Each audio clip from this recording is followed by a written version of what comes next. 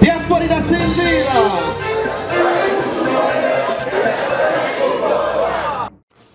Inyuma yo guheza gushigikira igikorwa cyo gushiraho indongozi ziserukira abarundi baba muri Afrika y'Epfo biciye mu matora yabaye ku mugaragaro kw'igenekerezo rya 5 ndamukiza uno mwaka, Samuel Ndayiragije arongoye ishiramwe ry'abarundi baba mu mahanga kw'isi yose Diaspora Burundaise kuri w'Imana herekejwe n'indongozi nshasha zatowe ngo ziserukira abarundi baba mu gihugu ca Afrika y'Epfo, yarifatikanije n'abakristo bo mu mashengero 3 ari mu gisagara ca Cape Town.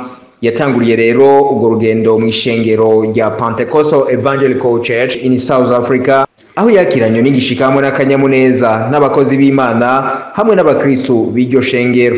Nkuko rero Samuel Ndayiragije yabishikirije mu ijambo ryiwe ngo intumbero yo kugendera abakristo b'iryo shengero ahanini risengeramwo abarundi, akaba yariyo gusigurira abarundi intumbero, imigambi n'ibikorwa bya Diaspora Ndundi. You see, we get other guests before, after the sitting others. We hope pray that they're gonna be with us. But you see, they got many works. Let's see them welcome them.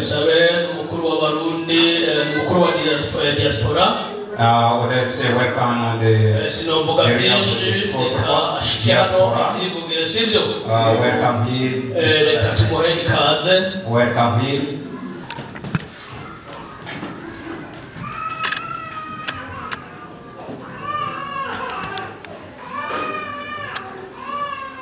Kutumira kwa Yesu jewe kurayohera. Kutumira kwa Yesu kutumira kwa Yesu jewe kurayohera. Kutumira kwa Yesu jewe kurayohera. Kutumira kwa Yesu jewe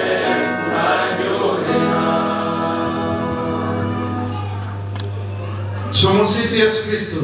Amen. Ndabamukije mwese amahoro ya Kristo abane namwe. Muri benshi cyane no kubazana. Bwambere nabashimiye abayobozi b'ishengero mwatwakiriye neza. First of all, we say thank you for the read of the Ishakabiri maze kwegukira baririmbye bose kandi ndabakomeye amashi. Those who sing the Zori Mareruya, Zori Mareruya. Mufasha mukunde. Zori Mareruya, Zori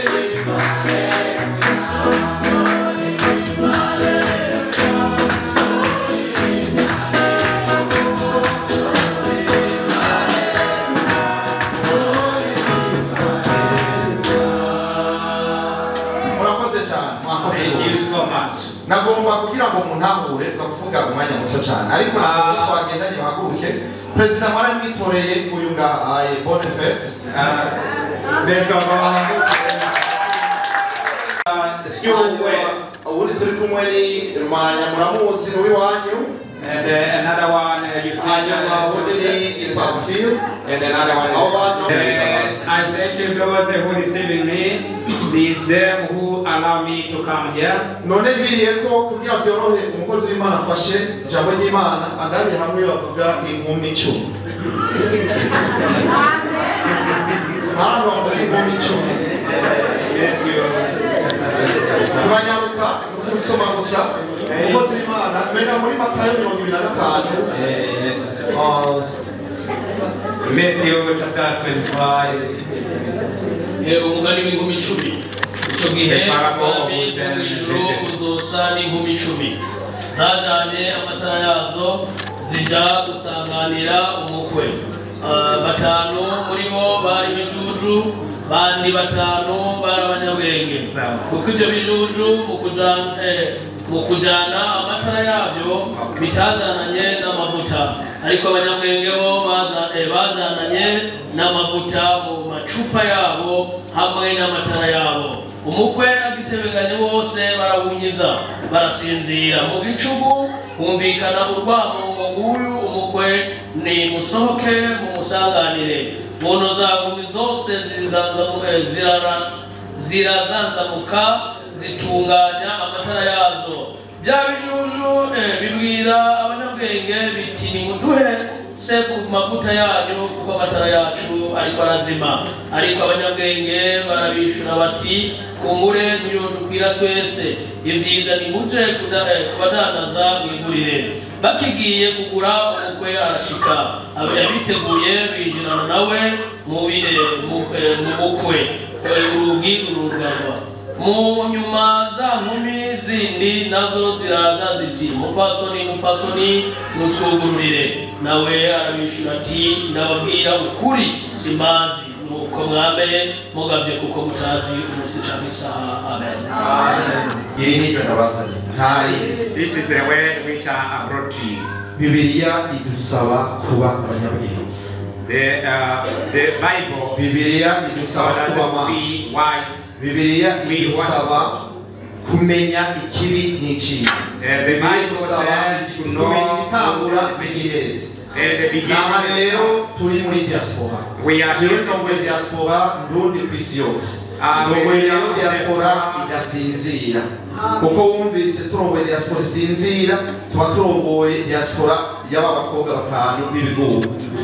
Ubu rero turongoye diaspora y'abantu bakanura basinzira bararandi guca barabikibere kugira ngo Imana dushaka tugishike.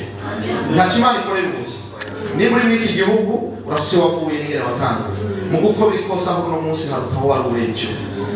Urafise icyo shimare. Urafise icyo ushobora kugaruka kuko uti ndashima Imana kuri kino kintu. Bibiliya rero iratubwira nk'irija ko mwavyumvise hari abantu bashika mu gihugu kanaka kandi Imana yabagiriye ubuntu mugabo ntibaca ubwenge. Ugasanga Bibiliya nawe bidusaba guca ubwenge. Tumenye ibitangura n'igiheze. Tumenye aho turi niyo tuvuye. Tumenye iyo turiko turagirane niyo turiko turaca. Hari abantu bazoshika rero mu gihugu nk'iki bakaguma hahandi bakaguma bazunguruka hahandi hanyuma umukwe niyaza ntibamubona. Mubi maso mukundane nico kimenyetso ca mbere c'abantu baciye ubwenge. Umuntu yaciye ubwenge ntiyanka mugenzi we kuko yaramenye Imana kandi wamenye Imana ntashobora kwiyoberwa. Naho rero handitswe ngo naragwaye ntiwangaburira ntubaza kundaba narashonje ntiwangaburira nagenda gusa ntibanyambika narafunzwe ntiwaza kundaba. Hari igihe mwibaza yuko abafunzwe abari abanyabyaha hari n'abafungwa atabyaha. Baya abantu mubona niyo Mana nta yindi Mana. Hajya muzeje nzoririmba aleluya nzoririmba aleluya diaspora ndongoye kwisi mbonye yunzu bumwe itagira amacakubiri ayayose. Abanyamigambwe bavuga bumwe, abakozi b'Imana banama rimwe, abanyamadini bose bahura bavuga bati aleluya turagushima Mana ko waturokoye. Nuko rero handitswe ngo nihagera igihe mukarya mugahaga mu mazi mutubatse mukamererwa neza ntimuze mwigere nibagira Imana bakurenza. Abantu bose muri diaspora ndundi turongoye barafise icyo bashimirwa. Mushobora kugira umutima wo gushima udakunda abantu. Mushobora kugira umutima wo gushima utibuka. No kuvuga utamunyabwenge mu ijambo rimwe. Bibiliya ivuga neza ibwirizwa mbahaye kunda mugenzi wawe nk'uko wikunda wewe. Rero ingorane mfise kandi kimbabaza cyane nuko nasanze kw'isi yose abarundi turi mu bibazo. Twarajyanye turi mu Burundi turicana turangara tugera no hanze aho guca ubwenge ahubwo turazimira kurusha ko twari tumeze. Ubu rero turi mu rugamba rwo kubwira abarundi bose ko turi muri diaspora idasinzira iharanira ishaka ry'Imana. Niba mukurikirana diaspora bikomoka ku banyisirayeli urugero bahungira muri Egiputa hanyuma bagasubira barateje imbere igihugu cyabo. Ngiriye ko rero abakozi b'Imana babaha ijambo n'abakegukira urugamba turimo ni mwebwe mubufise kandi ashima yuko mwatwakiriye. Bibiri itubwira yuko agowe uwo wese akarorero kabi kazogira ane kazovako. Ico mubera ciza ni ukumubohera urusyohe. Bibiliya ntibesha kandi ivyanditswe vyose bizoshika kuwemera Imana. None rero tube twese abanyabwenge, tube twese abamenye Imana, tube twese abantu baharanira ubumwe n'urukundo, tube abaremesha amahoro. Nico Imana cyonyine gushaka ko nta message nabazaniye. Nuko rero ntihagera gushima mwitegura. Turiko turategura kubaka ikintu giteye ubwoba i Bujumbura kizotuma shitani atsindwa tumufatanye. Igituma tumeze uku nuko turagira umugambi wo gufata shitani kwisi yose ati ubu muraguma tuma turyana. Ishengero rivuka rica risamuka. Korale yubaka nkuru abarenge barinze neza. N'abagore tazire abantu batambuye ishengero ryiza cyane. Bari nk'abantu amajana hafi igihumbi. Batangura neza rwose. Inyuma y'amezi 3 ishengero barasambutse. Diaspora rangire tumeze. Indyane ziri muri twebwe wiburibaza ikibitera nuko tutaraba abanyabwenge. Tubaye abanyabwenge turamenye akamaro k'ingufu zo kuja hamwe. Bibiri ivuga ikintu gikomeye.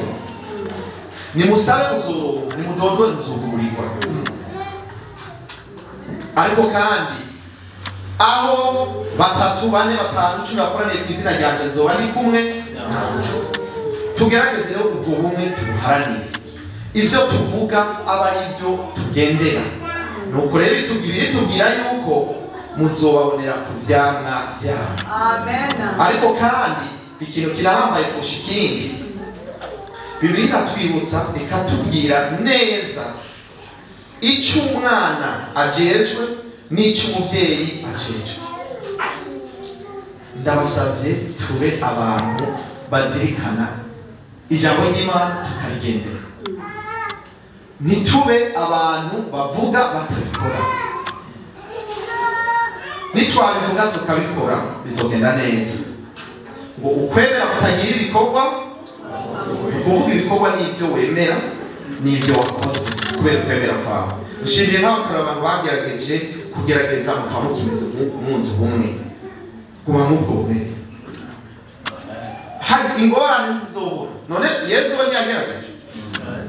Ni Shetani abwiye ntitunga hariya witibure turabe ku mwana w'Imana. Mukabo yarayitsinze. Kubera arazi iki Imana icari cyo. Kandi kubera umunyabwenge. Imana igitumizo duhana ko yaduhaye ubwenge hama ntitwabukoresha. Mugabe bivuga ngo umuzi wanje mwese abaremerewe mwigaye. No kuvuga ko baducumura ibisanzwe mugabo kugaruka ku Mana tukamenya ko twakosheje nibisigura ko dufise ubwenge. Mugabo kwa duhibahira mu byaha byacu bizoshobora kubona ibyo juru. Nzoririmba rero mbonye abarundi bose kwisi bumva neza yuko nta kintu dupfa abarundi turi hanze Imana duhaye byose. Nta ushonje, nta uzi icyo afungura. Icya kabiri udafise akazi azokaronka. Mugabo ubumwe nizo nguvu zacu. Nyakubahwa Pastor ndabashimiye mwakoze. Uno munsi ku mugoroba saa 10 tuza kwibuka President Kagame umuhisi. Uno munsi umuntu wese yitwa kwa Burundi azi kandi akunda igihugu yitabiriye. Mugabo rero hari abantu baca bavuga ngo ugiye muri cyo ugiye muri politiki. Abavuga ivyo ntibazi igihugu. Nyakubahwa abakozi bazobwira abantu banyu igihugu ni iki muri Bibiliya. Cyoterwa namwe mu kigwani. Mushaka ngo murakoze b'Imana. Ahubwo muje imbere giteka igihugu cy'u Burundi tuje imbere kugigwanira no kugikingira. Bibiliya niko ivuga. Bibiliya ivuga ikintu gikomeye ku gihugu. Nimube bagabitanye ku gihugu cyane. Nimugambarariye igihugu cyane. Nukuvuga ugambara igihugu wagihemukiye. Uri umwene igihugu urafise uburenganzira bwo kurwanira igihugu. Ibi rero turimo itababyanze tw'abanyabwenge nuko ibindi bihugu bageze kure.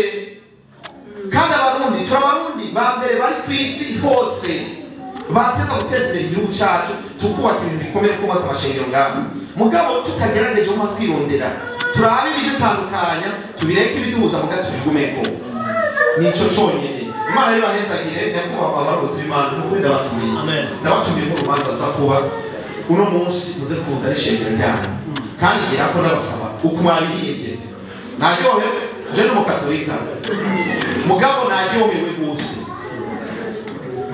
naryohewe mwebwira ko tubiri muvyerekana jewe ndavyerekana je naryohewe pe nimvisaba indirimbo ziri mwaririmbye nitaingia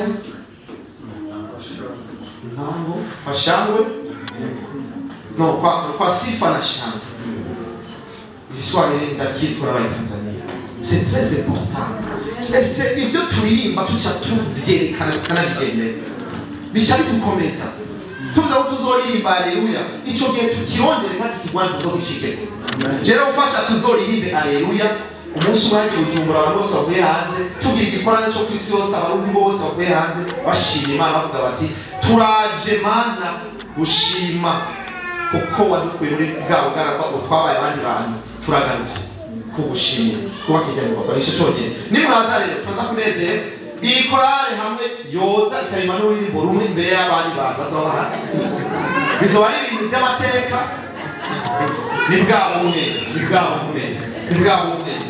urubanza kuno munsi rubanza kubumwe no kuzirikana cy'umuntu wese ari ubumwe rero buze kugaragara no munsi kw'abarundi bose baba muri kino gihugu mudasa bwabo amashengero yose abadini yose yahuye kugira ngo duhuye nk'abarundi kandi duhuye nk'abemera Imana kuko abarundi Imana twayihaye ikibanza cyane Imana yahezagire ubana kumererwa neza uzogira ikibazo uburongozi mwamutoye tugiye gukorana ku rwego rw'isi maze baserukira mugambukire muzamutugambukiye mukorera mukundane niyo message tubasaba uzobabwira iby'amoko muramwamire uzobabwira iby'imigambo mubwira twarutamena n'uzobwira iby'amadini navyo nyene muravyanye kuko umwe wese agiye kwemera kwiwe mugabo umuntu udahuje kwemera ntimuca mwankana kuko Bibiliya itubwira iti nimwagirira neza ababagirira neza gusa impera yanyu bigiye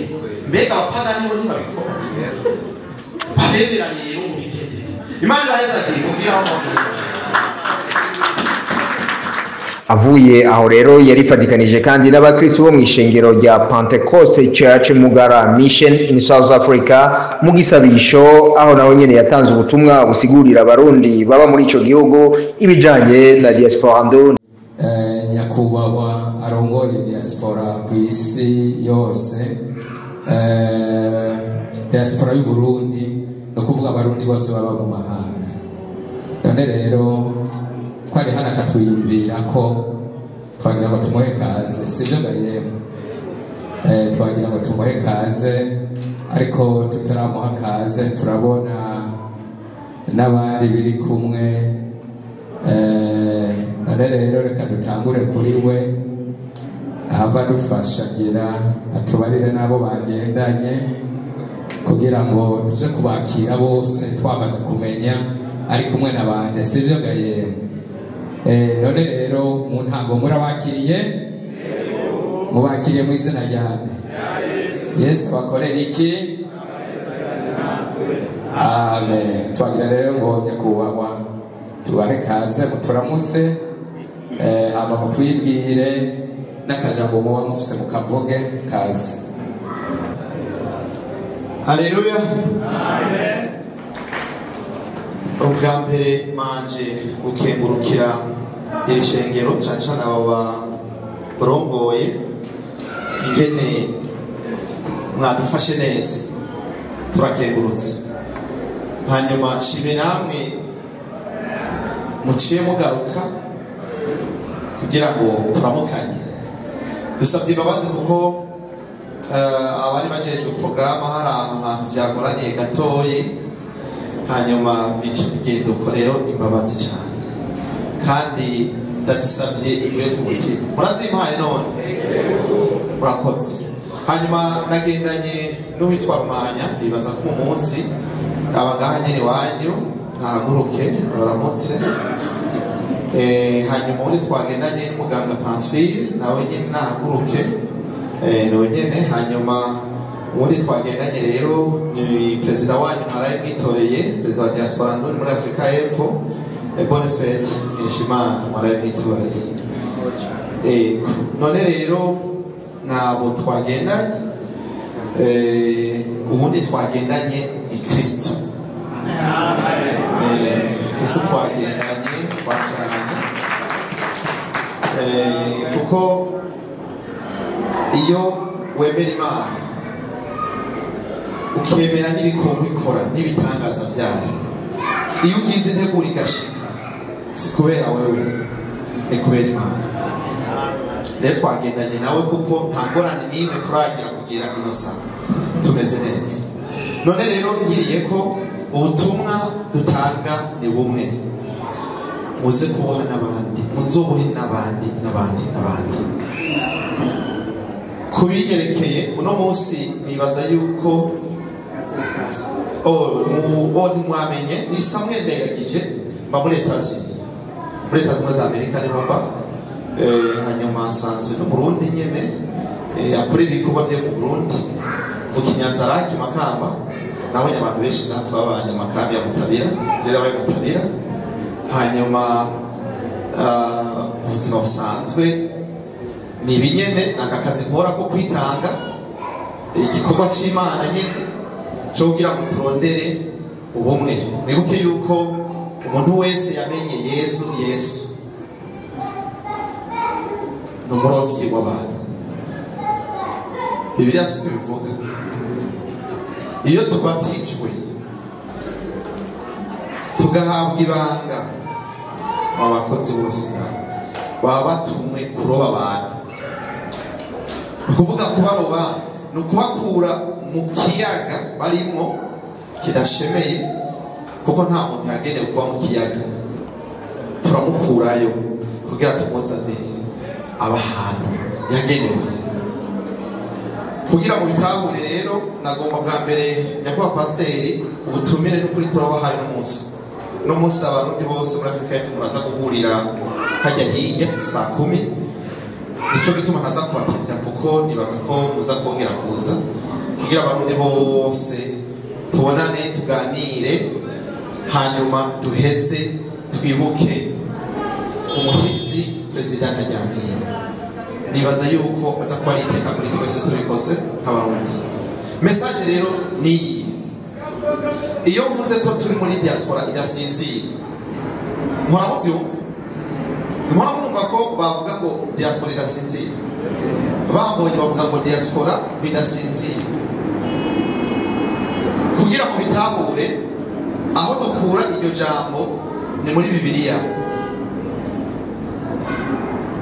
kuko diaspora idasinzira twebwe twashize imbere Imana nk'uko igihugu cyacu cyashize imbere Imana. Hari ibintu rero bikomeye mwebwe mwamenye Imana muragowe,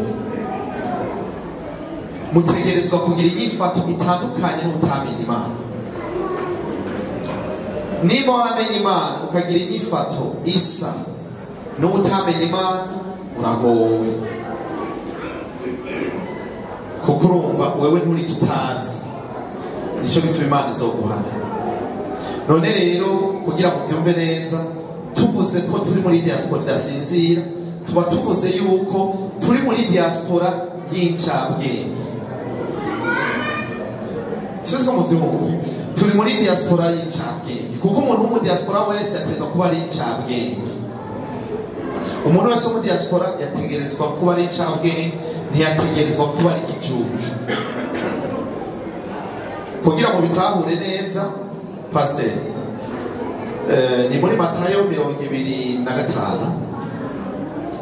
batubwira inkumi 5 z'ibijuju n'inkumi 15 z'abanyabwenge. Bisigura ko na Bibiliya iravuga abantu babiri badasa, abanyabwenge n'ibijuju. Abadiaspora rero abanyabwenge, nicyo gituma turi muri diaspora idasinzira. Ibijuju byarasinziriye, nisizwe mu bikurikira muri iyo uwo mugani uvuga yuko inkumi zitanu z'ibicucu baguze amatara biteguriye umushitsi mwami, hanyuma bagura amatara. Mugayo amatara yajamwo ibizutu, muravyibuka rimwe twagira ikoroboyi n'ibike igitoro, baragura mugabo ntibashe bagura amatara, ntibagura iki amavuta. Baca baragenda no muhira ati turiteguriye umushitsi. Abandi nabo batanu banyabwenge baragenda bagura ayo matara, mugabo bagura n'igitoro. Hanyuma rero umwami isaha ishitse baraturana donc bamwe batagura amavuta baciye baryama bo ntibateranye, ntibyavuze ko baterama ngo barindire, agatiro kaciye kabafata. Babavyuye nk'amagomba ashika ati vyuka mwatse amatara umwami agomba girende araje. Baravyuka basanga ya matara yabo ntashobora kwaka kuko nta gitoro bafise. Baca bagenda kwambambira bagenzi babo bati duhe ko none igitoro ko mwe mugifise. Bati pu ayiwacu acazima nkuko ayiwanyu yazimye ntivyokunda, twebwe ayiwacu genda mugure. Baca baravaho bari bariruka baranyaragasa no kuba yambutse bwinshi bagenda kugura ayo mavuta. Bakigiye umwami abarashitse aca yinjirana na babandi bagira ntibamusanganira. Babandi baraza baradodora barawukihugururira. Hanyuma baraza ati wa muntu arugurura ati mwe muri bande? Twari twagiye kugura amanuzi twari kubakira. Oya mwebwe sindabazi. Baca bahera hanze y'urugo. Nuko rero n'ubwami bw'ijuru bumeze siko biri bivuga. Naho rero twe tuvuga tuti turi muri diaspora idasinzira, kuko ibicucu byarasinziriye. Urabitahura kugira mwumve yuko kuko nk'ivyo muvuze ngo ikicucu cyo kumenya natukana abo rero shavuga ati mpamvu abaje gutuka mugasi kinda bivuze niko vyanditse. Turi muri diaspora idasinzira rero kugira ngo mwese muvyumve nk'abarundi yuko dutegerezwa gukora tubivuye inyuma kugira ngo tuve w'ikintu girakamaro. Nta murundi yageze muri iki gihugu adashobora guhindura inyifato. Nimba wagumye uko wari uri mbere y'uko uza ngaha, wewe uri mu bantu bamaze kuzimira. Naha rero mwebwe muciye kuba mu barovyi babo bantu, mwebwe mwamaze kuhabona murobe bajya abantu mubarobe mubaza. Kugira ngo bitahure rero turi muri diaspora idasinzira, hanyuma y'urukundo yunze ubumwe, kuko Bibiliya itubwira ngo ibwirizwa riruta ayandi n'urukundo. Kunda Imana, kunda abantu. Ni ukuvuga ntushobora gukunda Imana udafite urukundo. Niryo bwirizwa bahaye. Kunda mugenzi wawe uko wikunda wenda. Ubumwe vy'amazuru vy'uwinzobe n'uwirabura mugufi muremure, ivyo kuwamenya Imana ntibimuranga. Mugu utarayimenya vyaramuboshe. Ivyabaye muri kahise araheze kuko ntibari bamenye Imana, abantu ntibari bwibohore. Ubu none ko turabamenye Imana, nitwakora ivyo n'abapagani bakora vyotumarira iki? Majambo make sigomba kubicisha amajambo kwari kubabwira yuko nayo majambo abiri diaspora idasinzira, kubera ko turi abanyabwenge ntitugomba kuba ibigogo. Ugombera kwigurira mu bugugu bwiwe ntitumwemerera naho nyene turamukurayo kuko turabarovyi b'abantu. Uwamenye Imana ntareka mugenzi we agenda amazima yongo. Wopfa umuheba intama 100 ukagenda kuroba imwe yagize nte yatakaye ku muntu azi Imana. Ivyo rero tubirimo tuzobikomeza. Ikindi gikomeye rero turi muri diaspora y'ibikogwa, kubera ko diaspora turimo nta handi tuyikura atari muri Bibiliya, ijambo ry'Imana dusoma ku munsi ku munsi, kandi ibyo ridukomeza. Kubera iki bikorwa none? Kubera handitswe ngo uwudakoze no kurya ntarye, nzohezagira ibikorwa by'amaboko yawe. Urumva rero tuza gutura aba diaspora ngo twe turameze neza, tuca twiryamira tugasinzira, tuba twamaze kuba nk'ababa bakobwa batanu. Dutegerezwa rero kubyuka tukunga ubumwe. Rero nyakubahwa kozi w'Imana, nagomba nzirabicisha amajambo narinje ndababone ndabaramutse kandi nababone. Icya kabiri, ikiganiro tukibandaniriza muri rya kibanza c'abarundi twese. Ivy'Imana idusaba twebwe abayimenye ni vyinshi, nico gituma Bibiliya itugabisha, ijambo ry'Imana ritugabisha, rikatubwira neza ivyo dutegerezwa n'ivyo tutegerezwa kwiyubara.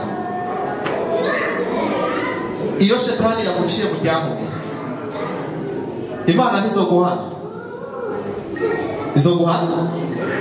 Urazi Imana izoguhana ni kubera ko uri umunyabwenge, warayimenye, iraguha amabwirizwa urayakira, iri muri wewe. Kwiri muri wewe rero, iyubare ikibi cyose, ni mube abaremesha amahoro, muremesha amahoro n'ubumwe n'urukundo. Inyifato n'ingendo zanyu bijyane n'icyo muri, mukore ibihesha icyubahiro Imana yacu. Rero twebwe turi hagati y'Imana. Abanyisirayeli muravyibuka ingene bagiye muri Egiputa hanyuma bagasubira mu iwabo, muravyibuka ngene amagogo baboneye muri Egiputa, murayibuka. Nimwagera rero, urumva bari mu Egiputa, nihagera igihe mukarya, mukanwa, mugahaga, mukamaze, mutubatse, mukamererwa neza, ntimuze mwigere mwibagira Imana yabakuye ubugarama. Uko waje ngaha ntavyo nzi, muga ndazi yuko waje ngaha mu nzira zitandukanye kandi byarakugoye.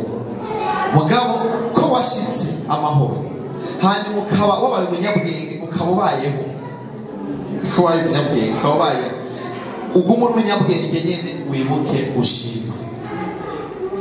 Nico gituma ijya nyuma kwa tuvuga izokuba ku Bujumbura n'ikimenyetso c'ubumwe, urukundo n'amashimwe kuba Imana yagiriye neza kw'abadiaspora.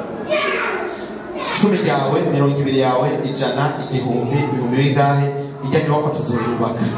Hanyuma tuce tugaruka, amahera agaruke gufasha banaho nikora ibintu nyene rusangi, kugira ngo ngaho iki gihugu mubona umuntu ari umukene adapfa, afisa ingene bamufata atunga, natwe kumubakurikiako nta kindi tugamije. Nta kindi je no basaba atari uko twoba abantu bafise intumbero yo gukomeza ubumwe. Uno munsi rero ko bumwe tubwerekane, muze kuza mwese, aba Pentekoti, amadini yose, abakatolika, abantu bose, umurundi wese duhure. Mwebwe mwamenye Imana,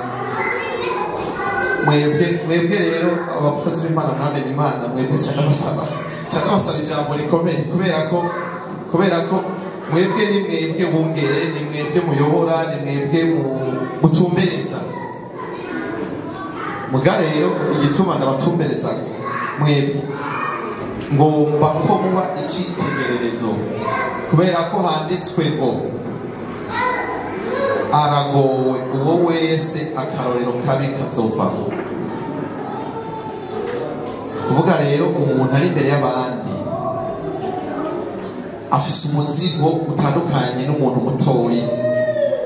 Abantu bari imbere mudufashe uwo mubonye, kuko hari abapasiteri bandi usanga batavyifatamo neza, nabo nyine muce muza mubahamagara ati nimuze tukorere bigende neza, kugira ngo abakozi b'Imana bose baba abantu b'icitegererezo, abantu bose babonamo ikimenyetso c'urukundo, c'ubumwe n'ubutwari. Ivyo rero nabibonye ngaha, mukomera amashi bano bantu. Aba bantu bakomera amashi ni intwari, kubera ko kandi ndabasabira imigisha. Canza gusaba jewe kumbure sinabigiraga muganda za kubasabira imigisha tugeze hariya kubera ko handitswe ngo nimwagenda ahantu bakabakira abo bantu murabasabire imigisha rero mwe murabanyamugisha kandi turaza kubasabira umugisha urenze uyu kuko tushitse ngaha mwitahiye mugarukiye hariya kugira ngo twicarane n'ibintu bibiri none rero mu byubahiro byanyu nsuye gukora ubwanzi reka mbere cengeza ngaha kuko mwari mwatashe kugira ngo mugenda mwitegure tuce duhurira hariya ino piano uyu muziki pasteur ndawukeneye hajyaye sinababwiye ko muri abarofyi b'abantu none nabaza ikibazo nimwavuga ubutumwa mubo muvyumva kumwe gusa muzoroba abandi ko umurovyi agenda kuroba arobera mu nzu aragenda rero muzane no piano tugende kuroba abantu duhindure imitima ya benshi abantu bakizwe bagira agakiza hanyuma bigende neza ubumwe nuno musi tuvyerekana korale zitatu za kuririmba zo mashengero atandukanye nifuza yuko rero iyi korale naho zo indirimbo zibiri zitatu zivugwe tuziririmbe pasteur ubitwemereye ukatuzanira no korale twokenguruka kandi hariho abantu bataje gusenga ngaha bamwe b'abamotari n'abandi bakora mu mazi atandukanye bashobora kuba bahari bakumbuye uno muziki bakaca bamenya n'ishengero aho riri bakaca bavuga bati bajya abantu nimunshiremo na jewe nshikiye nuko turuba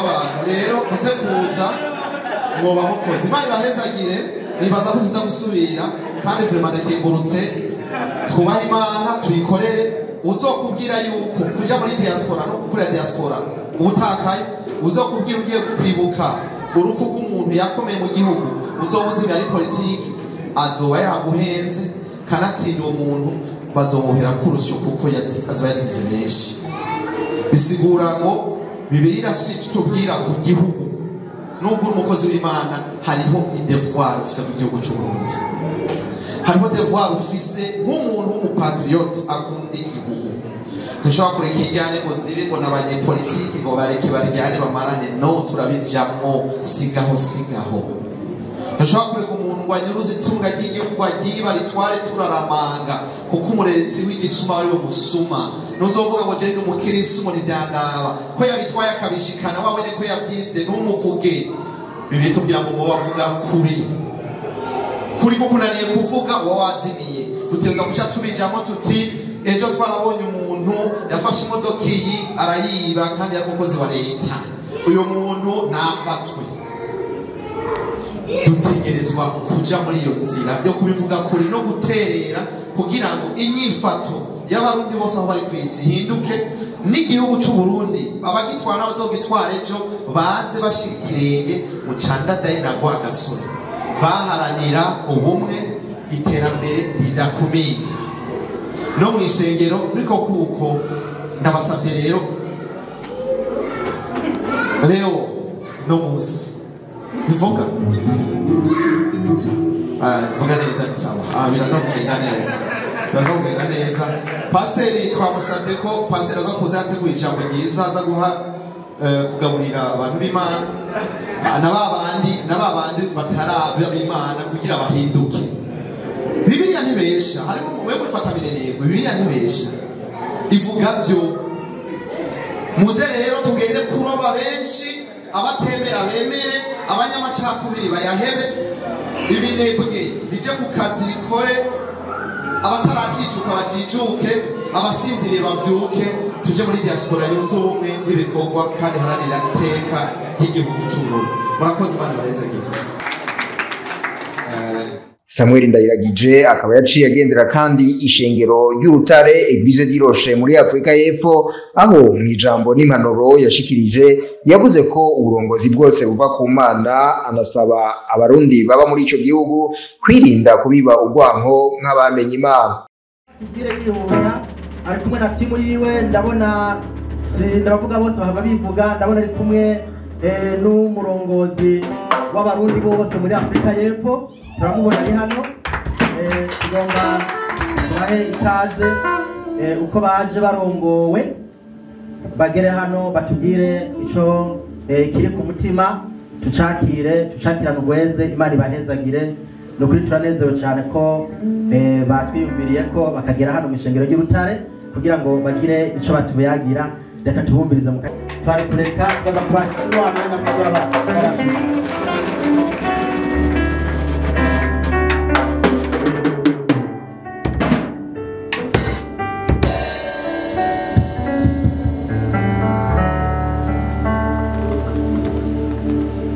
ubwa mbere nagomba mumfashe dukomera amashavu avuye kuduha ijambo ry'Imana tugakomera amashavu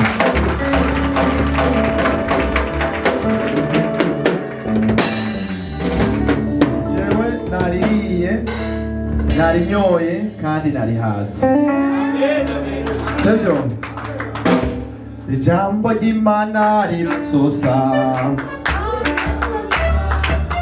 rirasosa jewe namana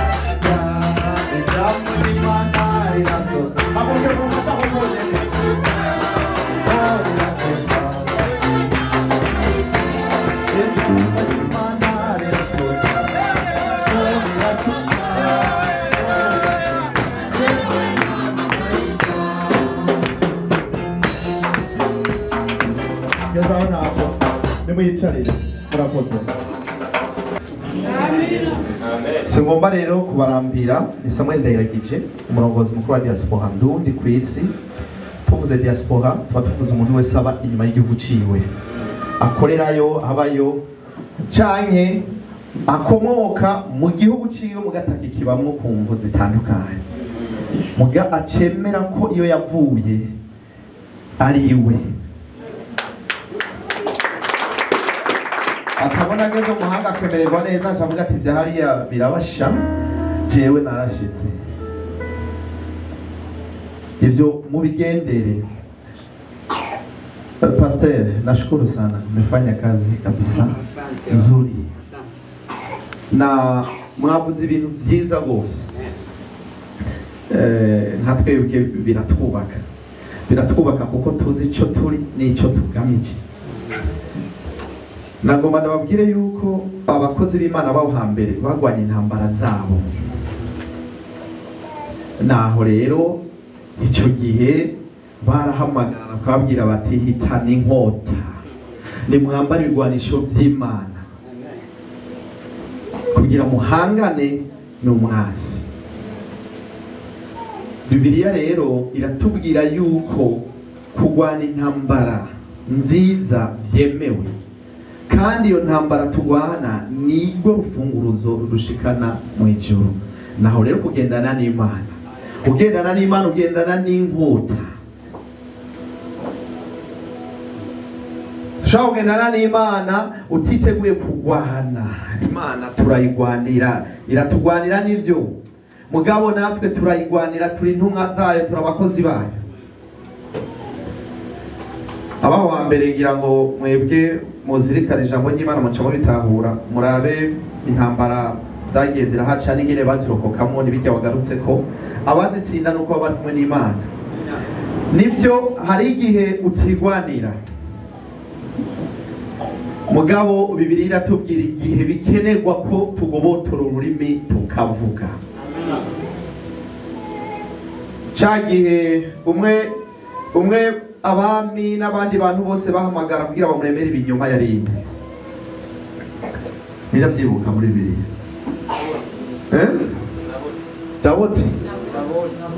Naboti umwe baremera bagerageje kumudendereza bakarondera abantu bose bakamagiriza ibinyoma. Muca mumva histoire ingene yagira agenda. Mugabo rero je ngomba ndababwira ikintu kimwe, aba bantu bagarutse ku kintu très important. Ibwirizwa duhabwa n'Imana twese mu budasa bwacu, Abahutu, Abatwa, Abatutsi, Abagana n'abatazi ubwoko bwabo uko barahari. abanyamigambwe bose baba bari ku mugambo utwara n'udatwara n'iyatwaye n'uzoza imigambwe yose mu budasa bwabo. Abarundi baba muri Mozambique, muri Afrika y'Epfo, ibihugu vya Afrika, Oceania, Buraya n'ahandi, twese Imana yaduhaye ibwirizwa rimwe riruta ayandi, n'urukundo. Ntushobora kuvuga rero ko ukunda Imana ubibugwanko mu bantu. Wewe uba wabaze kuba uwo kuboherwa urusyo hehe kw'izosi, kuko nibutanga akarorero kabi.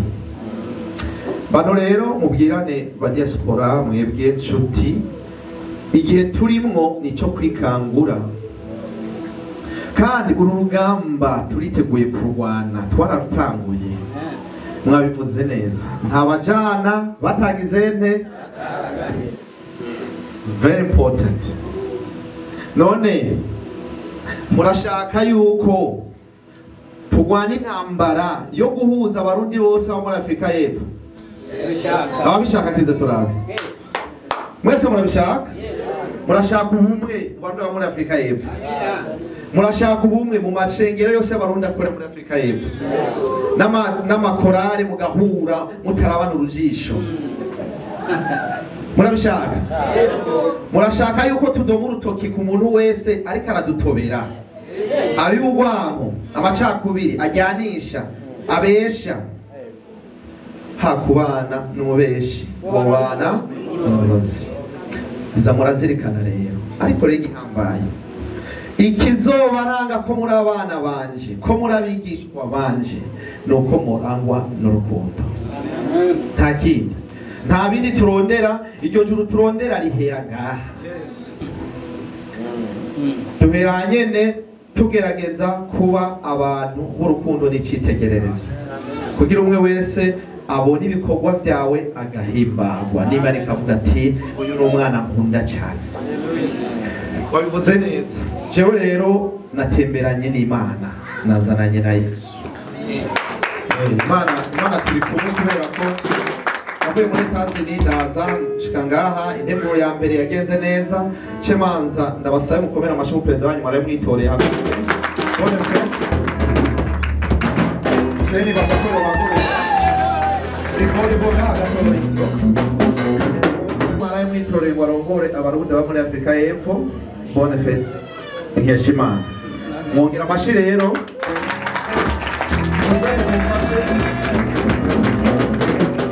Nagendanye kandi n'uwatowe warongora urwego ngeguzabikorwa, nawe nyene ndamusaba ashike ngaha. Ni inzego zitatu n'uwatowe warongore urwego rujejwe gukontorora ingene bano bantu. Kandi n'uwundi yatowe ngware urwego rujejwe guhanura, kuba hafi no kuraba ko bokwamira zitararenga inkombe. Abantu barongozi mwaraye mwitoreye ni Bonne Fete Nkeshimana, ni Everine, ni Marie Reine. Aba nibo mwaraye mwitoreye. Bafise abandi bakorana abarongozi bose 25 bava mu yandi ma state. Bamwe baraye basubiye inyuma, ariko je navuze yuko ndaguma ngaha gatoyi. Nivyo aba ngombwa mu nkuru sabo hari ikibazo. Ko nabonye muri abantu beza birashoboka. Nimwicare setageste kugira ngo babone icyo ndabasabye no kubashigikira. Uburongozi bwose buva ku Mana. Aba bantu nta numwe narinzi. Kuko Imana yaduhaye abantu dukorana kugira ngo ijambo ryayo rikwirisi yose. Mwebwe mwarutse kera mwahora mwumva yuko abarundi bazokwirisi. Twarakwirisi rero. Nta numwe yovuga yuko nibaza ko atagiye utafise mu Burundi. Aho kiri nicyo ngaho murakivuga, which is good. Dufise itunga ridasanzwe kugira ngo rero muvyumve, turi muri diaspora idasinzira. Niko kajambo mba kwatekerera gusa kugira n'utarakaza kumve. Namwe ndabipfuriza kuba muri diaspora idasinzira, mube mwijambo ry'Imana, mube mwiri sengero nyene ridasinzira, mugire n'umugabo baririmbira Imana udasinzira. Sawa? hama abakenyezi muri no shengero muba abakenyezi mudasinzira abagabo hari aye uko nyene nta kuryama kugira mu bitahure iryo jambo diaspora idasinzira turikura he shaka kuvuga yuko muri diaspora hariyo incabwenge gusa nta bijuju biriyo bamaze kubicabwenge baca bakora uwabaye ikigogo ntakora caryama reka ndabisigure ndabivuze ngira novuga nabi babisome ndavyivugire muri Matayo 25 umurongo nawo nibuka mumbabareje no mukatolika mugandi umukozi w'Imana nk'abandi uvuze umukozi w'Imana kuvuga umuntu wese yakire Kristo nk'umwami n'umukiza aba yamaze kuba umukozi w'Imana abasigaye ko asigwa amavuta kugira ngo ashobore kuja imbere y'abandi mugabo aho uri hose bariko bavuga nabi jambo Yesu Kristo aho uri uravuga ati wewe nturamumenya reka je namwakiriye ndamukubwire mwebwe rero twahuye muzobwire babandi batarambona ko mwambonye sivyo nta muzoce mubabwira ivyo twaganiriye mubibutse ko turi muri diaspora idasinzira kubera ko Bibiliya Matayo 25 murongo na 11 itubwira umugani w'abakobwa 10 batanu b'ibigugu batanu bicabwenge batanu b'icabwenge bagiye kugura amatara bagura n'igitoro bagenda kwitegurira umushitsi bibijuju bagura amatara ntibagura igitoro umwami ageze kuza babandi baba basinziriye baravyurana bose ko bavuze bati amasaha ntarangira tube turarindiriye bamwe b'ibigugu bati tube turiryamira baca barasinzira baja kubavyura rero umwami agomba shike ati umwami araje hanyuma babandi b'ibigugu barazanzamuka baravyuka basanga bamwe batanu b'icabwenge amatara yabo ari karaka bayakije nabo baza kwatsa iwabo pum iranga baca bibuka yuko bataguze iki igitoro amazutu bajya makuru boye baribuka ya kera yakoresheje n'umuzenyi hanyuma baca bagenda kwambambira babandi ati none mugabo duhe kw'igitoro natwe twatse amatara bati simba hajya ku isoko muyagure igihe twayagura mwarihemo baca barasohoka bariruka bose bagenda kuyagura kubera bari bigugu nyene numva bagiriye rimwe ntihasigaye n'abandi ngo hagende umwe azanira abandi bagiriye rimwe bose kumbure yo hagenda umwe bane bari kurokoka bagaca basabira ikigongo n'uwasigaye hanze y'urugo muga kubera bari bigugu bagiriye rimwe hanyuma rero bakigiye umwami abarashitse umwami ashitse babandi amatara yakara musanganira biraryoha pe biba vyiza pe biraryoha hanyuma umwami ati karibu rero twinjirane baca barinjira umwami acarugara hanyuma bamaze kugara babandi bangahe baca baraza ati twugururire natwe twari mu bakwakira yababwiye ati mwebwe sindabazi hoshigenda carugara umuryango ati rero nuko bimeze n'ubwami bw'ijuru buzojamwo abanyabwenge ibijuju bazosigara inyuma y'urugo bisigura ngo turi muri diaspora idasinzira tugomba kuba muri diaspora y'ibigugu turi muri diaspora y'icabwenge kuko abasinziriye bagize ibibazo ntibaciye ubwenge bahera inyuma y'urugo iryo ni ijambo ry'Imana sije nabikoze majambo make kubabwira yuko umuntu wese azi ko yavuye mu gihugu cy'u Burundi agashika ngaho umurundi uko yaje kose ntabyizi igihambaye nuko yashitse akaba hari ibibazo wahuye navyo ntacyo bivuze igihambaye nuko imidugo waduze ingendo wagenze warazirangije urashika ahantu bisigura ngo hari abandi babishatse bitarakunda we ko vyakunze nta citwazo na kimwe ufise cyo kuvuga neza yuko utazi icyo uri n'icyo ukora mugabo nimba wavuye mu Burundi uryana ugashika no muri kino gihugu ukaryana ugashika ngo ugatera intambara urumva yuko wewe uri muri ba bandi bashobora guhera inyuma y'urugi. Ikindi kinahambaye cyane ni uko tuvuga tuti ni gute abarundi tuba hanze dufatana mu nda. Tudafatanye mu nda ntacyo twishitsa ko, ntacyo dushobora, n'ivyo tuzi biratunanira. Kanatsinda tuba twamaze guhemukira uwaturemye, kuko ivyo yadusavye twoyikorera si ivyo. Bisigura ngo ni mugwane intambara nyeranda. Bibiliya niko ibivuga. Gwana intambara nziza. Intambara nziza iremewe kugwanwa. Igwane. Gwanira agateka kawe, gwanira igihugu cyawe, gwanira Imana yawe uhoraho, ijambo ryayo ku isi yose. Nta cyitwazo na kimwe ufise cyo tumuvuga ngo jewe ko ndi umukristo, ibyo by'abajyana ngo je sinabijamwo. Oya, gwana intambara nyeranda. Nivyo umubivyi yarabivye, zimwe zigwa mu ivu ryiza, izindi zigwa ku mabuye, izindi zigwa mu ishamba, zigwa hehe. Mugabe zaguye ku mabuye, inyoni zaciye zigirane zizinobagura, zirazirya. Izaguye mu ivu ryiza zaramye, zirarondoka, zirasubira ziragirane, zirarondoka. Nimugerageze rero murabe ko imbuto zanyu ibyo mubiba mu ivu ryiza. Mubiba ku rutandara, inyoni zizobirya. Mukabita mu ishamba, bizomera muga ntibizokura, bizozingama. Muga mukabitera mu ivu ryiza, bizokura, birondoke, birekure. Bisigura ko ndabashimiye mwe muzana abana banyu mashengero. Ni ikintu cyiza cyane. Abana mubakurishe ijambo ry'Imana.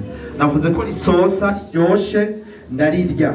Kanatsinda Burundi twarishize imbere y'abandi kurusha ibindi. Sinumva ko ngomba ndangize kubabwira yuko nimumenye diaspora idasinzira, yunze ubumwe y'ibikorwa. Idasinzira kubera ko ba bantu 10 b'ibihugu, 5 b'ibihugu barasinziriye barahomba. Na umuntu ari muri diaspora azosinzira nta kabuza azohomba, bizomusha. Ikangure rero usinziriye. Cya kabiri, yunze ubumwe kubera ko Imana tubwira ati nimukundane. Iki tubwira ikintu gikomeye, nimwagirira neza ababagirira neza gusa, muba muzanye iki gishasha ko n'abapagani babikora. Nimukunde abansi banyu, bahezagire, nimugirene, nimubavume. Ntamvo nimwe uri umukozi w'Imana unanirwa gusubiza hamwe na mugenzi wawe wemera Imana. Ntamvo nimwe umukozi w'Imana umuvyeyi agira ikigongwe kandi ararengera. Ntamvo nimwe ufise uvuga ko uticarana mugenzi wawe uzimana. Ntamvo nimwe ufise, kuko Bibiliya iradutegura ikatubwira neza yuko giranira ikigongwe, kandi ugusabye ikigongwe ntukimuhe, kandi mubabarire inshuro 77 kundwi. N'amatari ko sinzi ko ari kubona. Birakwiye rero tubivuge tubikore. Imvugo yacu ijane n'ingiro, kubera ko handitse ngo muzobabonera ku byo bama. Tubivuge tubikore.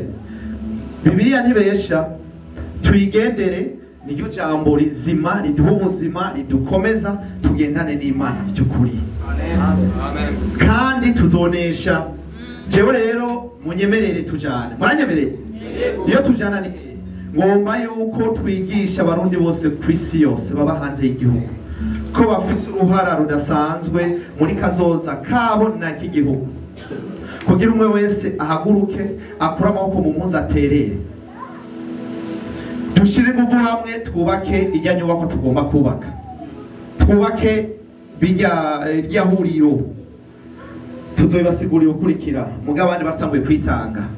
Namwe rero muri mu bagiriwe neza, pasteur, niyo hagera twabatanguye kubikora bamwe, ariko twabanje kurindira gato kugira ngo ikibanza kiboneke, dutangure kubwira abantu ibintu byose bipanze neza, kuko haraciye batangura kubibyaza umusaruro.